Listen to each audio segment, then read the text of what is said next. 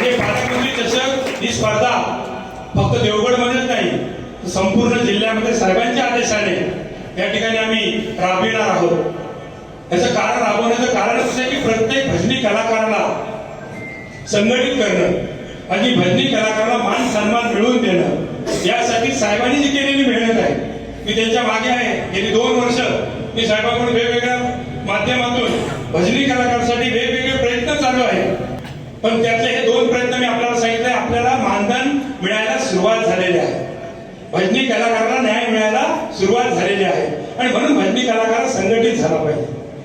भजनी साहित्य रिपेअर करण्यासाठी कोणी मदत करत नाही आणि ते साहित्य आपल्याला वर्गणी गोळा करून करावं लागतं। काही भजनी कलाकार असे एवढे तरबेज आहेत आणि म्हणून महाराष्ट्र राज्यामध्ये आम्ही ठरवलेलं आहे या स्पर्धा झाल्यानंतर या प्रत्येक स्पर्धेतून 2-2 कलाकार निवडून एक जिल्ह्याची वेगळी स्पर्धा तयार करून त्या स्पर्धेमधील 2 कलाकार महाराष्ट्र राज्यामध्ये पुण्यामध्ये जागतिक दर्जाची भजन स्पर्धा होते त्या स्पर्धेमध्ये आम्हाला ते दोन्ही स्पर्धक उतरवायचे आहे, ही आमची संकल्पना आहे।